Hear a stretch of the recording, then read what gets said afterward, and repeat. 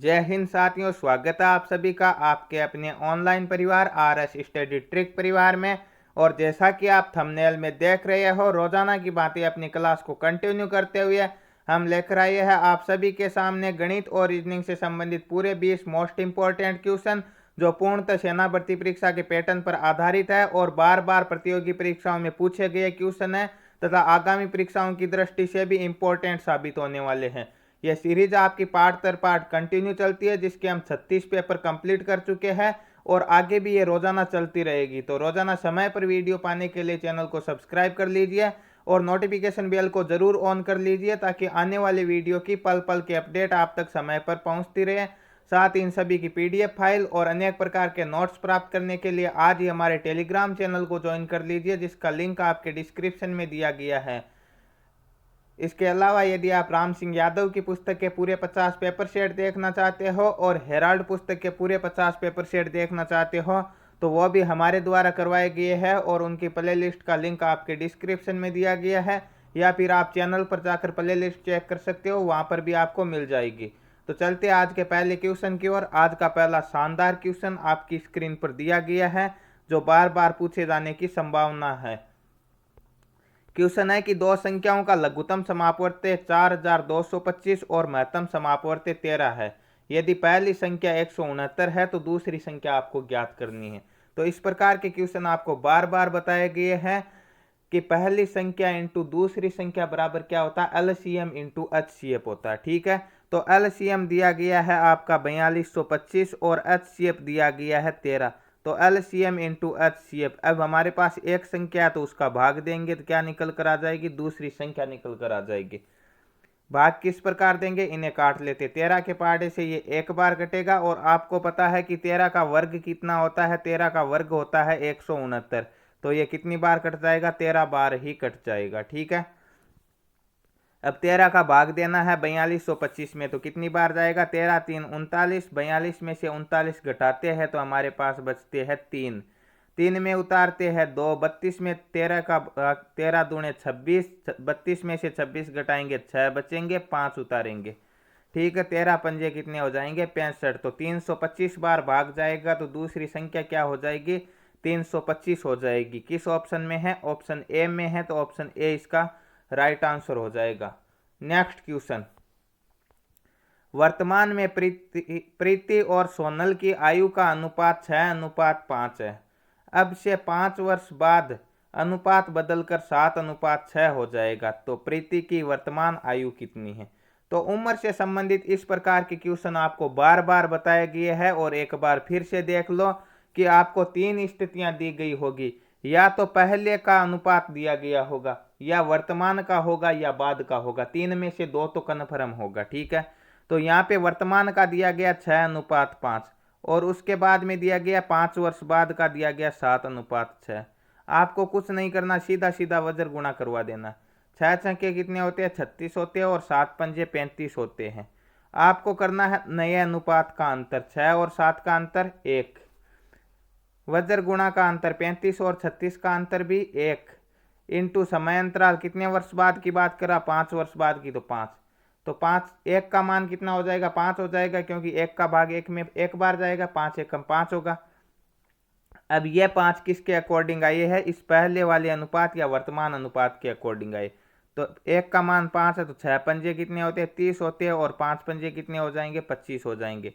तो हम कह सकते हैं प्रीति की उम्र कितनी है, 30 वर्ष है, और सोनल की कितनी है, 25 वर्ष है। पूछा किसकी है, प्रीति की वर्तमान आयु कितनी है, 30 वर्ष है। ऑप्शन सी में 30 वर्ष है, तो ऑप्शन सी क्या होगा, इसका राइट आंसर होगा। नेक्स्ट क्वेश्चन की ओर बढ़ते हैं। नेक्स्ट क्वेश्चन आपकी स्क्रीन पर, राम और श्याम द्वारा एक कार्य को पूरा करने के लिए गए समय का अनुपात 5:4 है। राम और श्याम की कुल मजदूरी 18,540 रुपये है, तो श्याम की मजदूरी ज्ञात कीजिए। तो आपको पता है, क्या पता है आपको इस बात का पता है कि जो आपका समय का अनुपात और समता का अनुपात एक दूसरे का विपरीत होता है। राम और श्याम का टाइम का अनुपात 5:4 है, तो राम और श्याम द्वारा किए गए कार्य के लिए जो समता लगाई गई है उसका अनुपात उल्टा हो जाएगा, 4:5 हो जाएगा, और मजदूरी भी इसी अनुपात में बंटेगी। ठीक है, तो अब श्याम का अनुपात कितना, पहले 4 था परंतु अब कितना हो गया, 5 हो गया। ठीक है, तो 5 बटे कुल अनुपात कितना हो जाएगा, 5 और 4 9, इंटू कुल मजदूरी कितनी है 18,540। 9 का भाग देंगे, इसमें कितनी बार जाएगा, 9 दूनी 18, 5 में नहीं जाएगा, 6 9 54 और 0 2060 को गुणा करवाएंगे 5 से तो कितना आएगा 10,300 रुपये क्या होगी, श्याम की मजदूरी होगी। ऑप्शन नंबर बी राइट होगा यहाँ पे। नेक्स्ट क्वेश्चन, यदि एक वर्ष के समय में 12,000 रुपये की धनराशि 12,600 रुपये हो जाती है तो साधारण ब्याज की समान दर पर 7 वर्षों के अंत में 18,000 रुपये की धनराशि कितनी हो जाएगी। देखिए यहाँ पे 12,000 रुपये है और कितने हो रही है, 12,600 हो रही है, तो ब्याज कितना हो रहा है 12,000 से 12,600, तो 600 रुपये क्या हो रहा है, ब्याज हो रहा है। ठीक है, और कितनी है राशि, मूलधन है 12,000। ठीक है, तो कितने प्रतिशत ब्याज हो गया, हम देख सकते हैं, हम कर लेंगे 2 जीरो से 2 जीरो काट देंगे, हम इस जीरो से इस जीरो को काट देंगे, 60 में 12 का भाग देंगे तो हम कह सकते हैं 5% ब्याज हो गया। और समय कितना दिया गया, 1 वर्ष का दिया गया। तो आपको बताया गया है कि साधारण ब्याज कितना होता है, दर और समय के गुणनफल के प्रतिशत के बराबर होता है। बराबर कितना आया, 5% आया। समय 1 वर्ष है तो दर कितनी हो जाएगी, 5% हो जाएगी, सीधी सी है, 5 में 1 का भाग देंगे तो 5 ही आएगा। अब दर निकल कर आ गई आपके पास 5%। अब आप ब्याज निकाल सकते हो, ब्याज क्या मूलधन भी निकाल सकते हो, कुछ भी निकाल सकते हो। अब तो आप समय दिया गया 7 वर्षों का आगे और दर आई है आपके पास 5, तो ब्याज कितना हो जाएगा 5 7 35%। परंतु पूछा क्या है कि राशि कितनी हो जाएगी, मतलब आगे का मूलधन पूछा है, केवल ब्याज नहीं पूछा है। तो 100% हमेशा मूलधन होता है। ठीक है, और 35 क्या हो जाएगी आपकी, ब्याज हो जाएगी। तो मिश्रधन, सॉरी मिश्रधन पूछा था, मूलधन नहीं, मूलधन तो दिया गया है। तो मिश्रधन कितना हो जाएगा, 135 हो जाएगा। ठीक है, अब हम क्या करेंगे, 18,000 का 135% निकाल लेंगे और हमारे उत्तर निकल कर आ जाएंगे। ठीक है, कोई सूत्र नहीं लगाना, सीधा ब्याज को प्रतिशत में बदल दो। ठीक है, ब्याज भी हम प्रतिशत की प्रश्नावली के अंदर कंप्लीट कर लेंगे। 2 जीरो से 2 जीरो काट लेंगे, 180 को गुणा करवाना है 135 से, जीरो उतार देंगे, 18 पंजे 90 के जीरो, 18 3 कितने होते हैं 54, 54 और 9 हासिल के कितने होते हैं 63 के 3, 18 एकम 18 और 6 हासिल के 24, 24,300 क्या हो जाएगा, मिश्रधन हो जाएगा। या फिर हम कह सकते हैं 18,000 रुपये की धनराशि 24,300 रुपये हो जाएगी। आशा है ये तरीका आपके आसानी से समझ में आ गया होगा। नेक्स्ट क्वेश्चन की ओर बढ़ते हैं। नेक्स्ट क्वेश्चन आपकी स्क्रीन पर आपके सामने शानदार क्वेश्चन है। एक दुकानदार को 200 रुपये के मूल्य के उत्पाद पर 25% की छूट देने के बाद 35% का लाभ प्राप्त करने के लिए कितना मूल्य अंकित करना चाहिए। मूल्य कितना, वास्तविक 200 रुपये। ठीक है, और ये क्या बोल रहा है कि 35% का लाभ मिलना चाहिए। तो बेचना कितना है, क्रय मूल्य 100% होता है, 35 का लाभ तो 135% में बेचना है। 2 जीरो से 2 जीरो, 135 दूने कितने हो जाएंगे 270 रुपये में बेचना है। परंतु ऐसे ही नहीं बेचना है, जो इस पर जो प्रिंट रेट होगी उसके 25% छूट देना होगा। तो प्रिंट रेट 100% होगी तो 25% की छूट देंगे, कितने होगी 75%। और कितने में बेचना, 270 में बेचना। प्रिंट रेट कितनी हो जाएगी, अर्थात अंकित मूल्य कितना हो जाएगा 100%। 25 चौके 100 और 25 3 75, 3 से 270 कितनी बार कटेगा, 9 3 27, 90 बार। और 90 को 4 से गुणा करेंगे, 9 चौके 36, 1 जीरो उतार देंगे, 360 रुपये क्या होगी उसकी प्रिंट रेट होगी, उसे अंकित करना होगा, उसे दिखाना होगा 360 रुपये का मूल्य।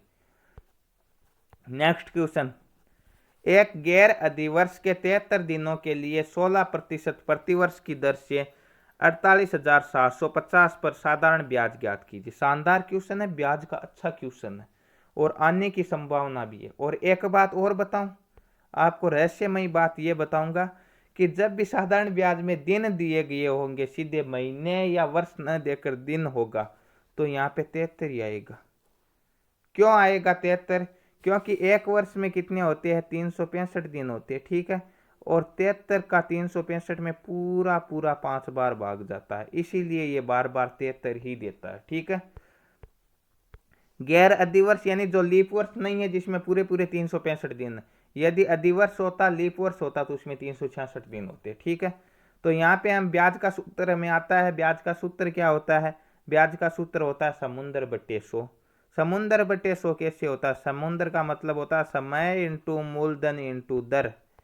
क्या होता है? समुंदर बटे 100। अब हमारे पास समय, मूलधन और दर सभी है। मूलधन कितना है? 48,750 इंटू समय है 73, तो 73 बट्टे 365, क्योंकि दिनों में दिया गया तो हमें वर्ष में बदलना है। इंटू दर दी गई है 16% में है तो बट्टे 100। अब निकाल देंगे 73 एकम 73, 73 पंजे 365। ठीक है, और काट लेते हैं। किसे काटेंगे? 0 से 0 काट देंगे, और भी काट लेते हैं। 5 से इसे काट लेते हैं। कितनी बार? 9 पंजे 45, 3 बचेंगे, 7 पंजे 35 और 5 पंजे 25, 975 बार कट जाएगा। और काट लेते हैं 5 से, ये कितनी बार कटेगा? 5 एकम 5, 9 पंजे 45 और 5 पंजे 25, और ये 5 से 2 बार, और 2 से 16 8 बार। 195 को गुणा करवाना 8 से और आपका निकल कर आ जाएगा उत्तर। जैसे ही गुणा करवाएंगे आपके पास उत्तर आएंगे 1560। गुणा करवा के देख लेना, 195 इंटू 8, उत्तर आएंगे 1560। ऑप्शन नंबर ए राइट होगा यहाँ पे। नेक्स्ट क्वेश्चन, 103 किलोमीटर प्रति घंटे की चाल से चल रही 525 मीटर लंबी एक रेलगाड़ी या ट्रेन जो भी है 73 किलोमीटर प्रति घंटे की चाल से समान दिशा में चल रही 425 मीटर लंबी ट्रेन को पार करती है। धीमी ट्रेन को पार करने के लिए तेज ट्रेन द्वारा लिया गया समय ज्ञात कीजिए, वो भी आपके सेकंड में। तो आपको बताया है कि जब दो रेलगाड़ियां एक ही दिशा में चलती है तो सापेक्ष चाल क्या होती है? दोनों रेलगाड़ियों की चाल का अंतर। और जब दोनों विपरीत दिशा में चल रही है, आमने सामने से आ रही है, तो सापेक्ष चाल होगी दोनों चालों का योग। इस बात का ध्यान रखना। तो यहाँ पे समान दिशा मतलब एक ही दिशा में है, तो दोनों का अंतर 103 और 73 का अंतर 30 किलोमीटर प्रति घंटा। और 30 किलोमीटर प्रति घंटे को हम बदलेंगे मीटर प्रति सेकंड में, क्योंकि हमारे पास दूरी मीटर में है और समय सेकंड में निकालना है। ये प्रश्न में लिखा है। 6 के पहाड़े से 30 5 बार और 18 3 बार, 5 पंजे 25 बट्टे 3 आ जाएगी। ठीक है, इससे ज़्यादा सरल करने की आवश्यकता नहीं पड़ेगी। अब दूरी कितनी हो जाएगी? दोनों ट्रेनों की लंबाई का योग, इसकी 525 इसकी 425 जोड़ेंगे तो आ जाएगा 950। और 950 में चाल का भाग देंगे, 25 बट्टे 3 का भाग देंगे। भाग देने का अपना नियम, उल्टा कर दो, 3 बट्टे 25 से गुणा, तो समय निकल कर आ जाएगा। 25 का भाग देना, इसमें कितनी बार जाएगा? 25 3 कितने होते हैं? 75। कितने शेषफल बचेंगे? 20, 0 उतारेंगे, 25 अट्ठे 200। 38 को 3 से गुणा करवाएंगे, कितने आएंगे? 114। ठीक है, तो 114 सेकंड का समय लगेगा। ऑप्शन डी में 114 है, तो ऑप्शन डी इसका राइट आंसर होगा। नेक्स्ट क्वेश्चन, मेदिनी अकेले पूरी दीवार को 16 दिनों में पेंट कर सकती है। ठीक है, पेंटर, जबकि यूकी को 3 गुना समय लगता है। तो मेदिनी को 16 दिन लगते हैं और इसे 3 गुना, तो 16 3 48 दिन लगते हैं। तो मेदिनी को 16 दिन, यूकी को 48 दिन। ठीक है, और जब दो ही व्यक्ति काम कर रही है, पूछा दोनों मिलकर काम करते हैं तो आधी दीवार को पेंट करने में। दो ही व्यक्ति काम कर रहे हैं तो 7 का कैसे ज्ञात करेंगे? ऊपर दोनों को गुणा, नीचे दोनों का योग। 48 और 16 कितने होते हैं? 64। 16 एकम 16, 16 चौके 64, 4 का भाग 48 में 12 बार, तो पूरी पेंट दीवार को 12 दिनों में पेंट कर देंगे। परंतु पूछा आधी दीवार को पेंट कितने दिनों में करेंगे? पूरी को 12 में करेंगे तो आधी में 2 का भाग देंगे, 6 दिनों में कर देंगे। ऑप्शन नंबर सी राइट हो जाएगा यहाँ पे। नेक्स्ट क्वेश्चन, 20 लीटर के मिश्रण में दूध और पानी का अनुपात 3:1 है। तो मिश्रण में मिलाए जाने वाले दूध की मात्रा कितनी होनी चाहिए ताकि दूध और पानी का अनुपात 4:1 हो जाए? यहाँ पे 20 लीटर का मिश्रण है, ठीक है, जिसमें से 3:1 के अनुपात में दूध और पानी। 3 और 1 कितने होते हैं? 4। 20 में 4 का भाग कितनी बार जाएगा? 5 बार। 5 3 15 और 5 एकम 5, तो हम कह सकते हैं 15 लीटर दूध है और 5 लीटर पानी है। अब ये बोल रहा है कि मिलाए जाने वाले दूध की मात्रा, दूध और मिलाना, पानी नहीं मिलाना, पानी वही रहेगा। 5 लीटर है, 5 लीटर था और 5 लीटर ही रहेगा। ठीक है, अब यहाँ पे दिया गया है कि नया अनुपात 4:1, तो पानी का अनुपात अभी भी 1 ही है। ये 5 किसके बराबर है? 1 के बराबर। हमें ज्ञात क्या करना? 3 ज्ञात करना था तो 15 आया था, 4 ज्ञात करना तो 4 से गुणा करवा दिए, 5 चौके 20। तो अब दूध कितना हो जाना चाहिए? 20 लीटर हो जाना चाहिए। 15 पहले था, 20 होना चाहिए, तो कितना और मिलाया? 5 और मिलाया तभी आया, तो 5 litre. Option number C right हो जाएगा यहाँ पे।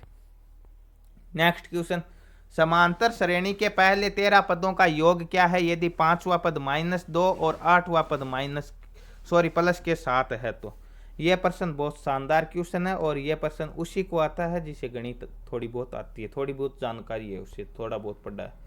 ठीक है, यहाँ पे दिया गया है कि पांचवा पद है -2 और आठवां पद है 7। ठीक है, तो 7 में से -2 घटाएंगे तो कितने हो जाएंगे 7, और माइनस क्या हो जाएंगे प्लस 9 हो जाएंगे। और कितने पदों का अंतर है 5 और 8, 3 का अंतर है, तो 1 का मान कितना हो जाएगा 3।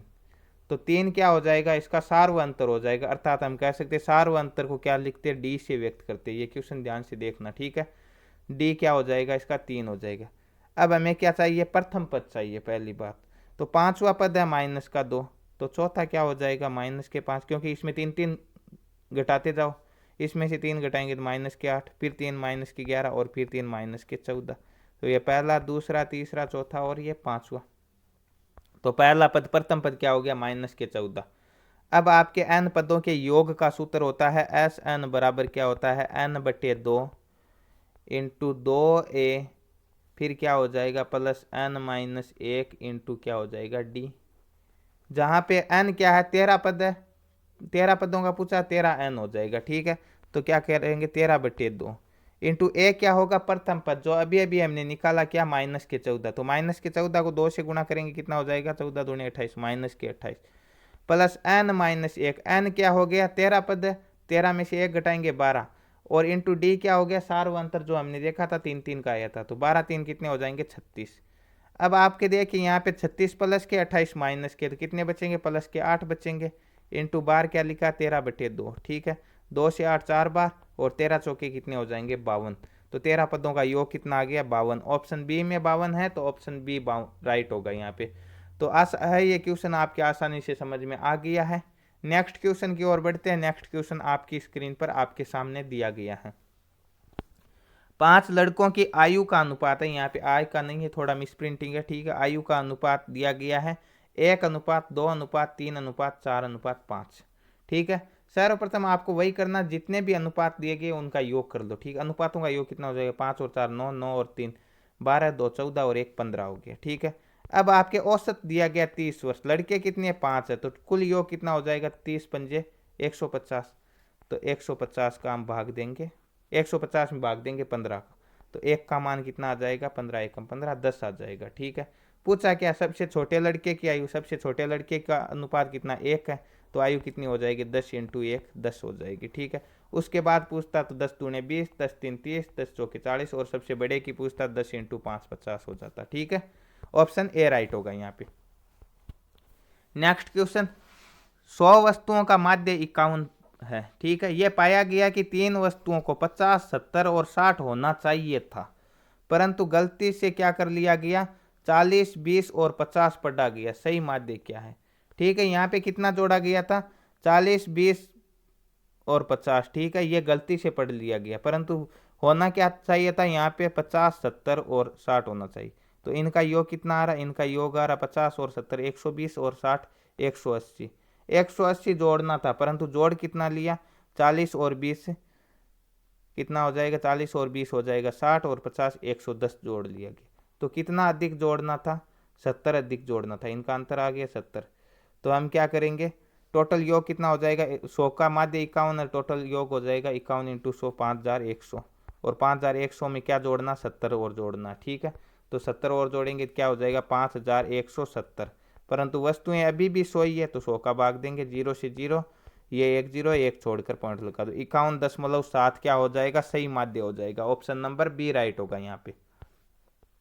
नेक्स्ट क्वेश्चन, एक ठोस बेलन की त्रिज्या 9 सेमी ऊंचाई 25 सेमी है, इसके संपूर्ण पृष्ठीय क्षेत्रफल और वक्र पृष्ठीय क्षेत्रफल का अनुपात क्या है। पहले तो आपको ज्ञात होना चाहिए कि संपूर्ण पृष्ठीय क्षेत्रफल का सूत्र क्या होता है और वक्र पृष्ठीय क्षेत्रफल का सूत्र क्या होता है। बेलन के संपूर्ण पृष्ठीय क्षेत्रफल, पहले वक्र पृष्ठ का लिखता हूँ, वक्र पृष्ठ का सूत्र होता है 2πrh। ठीक है, और अनुपात लगा के इधर संपूर्ण पृष्ठ का लिखता हूँ 2πr कोष्टक क्या हो जाएगा h प्लस r। ठीक है, तो 2πr इसमें भी कॉमन है इसमें भी कॉमन, दोनों कैंसिल, तो इधर हो जाएगा h प्लस r, अनुपात क्या हो जाएगा h। ठीक है, ऊंचाई कितनी है h का मतलब 25 है, और आर कितनी है 9, तो 25 और 9 इधर क्या हो जाएगा 34। तो 34:25 क्या हो जाएगा, इनका संपूर्ण पृष्ठीय क्षेत्रफल और वक्र पृष्ठीय क्षेत्रफल का अनुपात होगा। ऑप्शन नंबर डी राइट होगा यहाँ पे। नेक्स्ट क्वेश्चन, एक वस्तु के मूल्य में 20% की कमी की जाती है तो इसकी बिक्री में 80% की वृद्धि हो जाती है, तो बिक्री पर कुल प्रभाव क्या था। इस प्रकार के क्वेश्चन निकालना बहुत ही आसान। आपको क्या करना, 20% की कमी मतलब 100 में से 20 घटा देना, कितना हो जाएगा 80। और क्या बोल रहा है कि 80% की वृद्धि हो रही है बिक्री में, तो 100 में 80 जोड़ दो, कितना हो जाएगा 180 बटे क्या कर दो 100, तो ये नया मान निकल कर आ जाएगा। ठीक है, 0 से 0, 0 से 0, 18 को 8 से गुणा करेंगे 144, तो ये क्या आ गई नई बिक्री। पुरानी बिक्री कितनी थी हमारे पास 100 थी, 144 में से 100 घटाएंगे तो कितना हो जाएगा 44% की क्या हो रही है वृद्धि हो रही है, तो ऑप्शन नंबर ए राइट हो जाएगा यहाँ पे। नेक्स्ट क्वेश्चन और गणित का लास्ट क्वेश्चन, उसके बाद के 5 क्वेश्चन रीजनिंग के। ठीक है, कोई धन एक निश्चित दर से 8 वर्ष में 2 गुना हो जाता, उसी दर से कितने समय में धन 3 गुना हो जाएगा। जब आपके साधारण ब्याज पर इस प्रकार के क्वेश्चन दिए गए होते हैं तो हमें क्या करना होगा, हमें एक साधारण सा फॉर्मूला ध्यान रखना।